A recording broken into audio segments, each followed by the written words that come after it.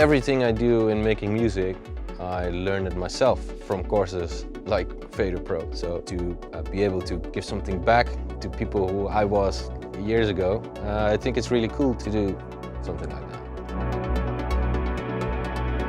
I'm not pulling any outrageous tricks no one else can do. I think what I do, everyone can do it. If you just have the right idea, you can do it. If you want to make music and do it right, it will always take a lot of time. It's not easy. It's not what people think, like I can press a couple buttons and I have a record there. I wish it was that easy, but it's not. Make sure you have a good kick drum. The kick drum is your basis of the whole record. If you have a bad sounding hi-hat, your record will survive, but if you have a bad sounding kick drum, it won't.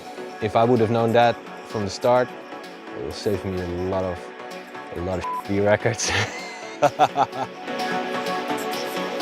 I'm using presets to combine them in different layers and create my own sound out of the combination of it. So I'm not creating a new preset, I'm actually using all standard presets you can find yourself in banks of your favorite plugins. I'm just layering them up to create my own sound with it in the combination.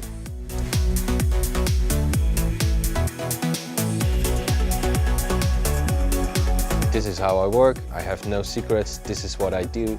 I'm happy to show that to people, and I hope they will learn stuff from it and take bits out of that into their own knowledge, into their own records.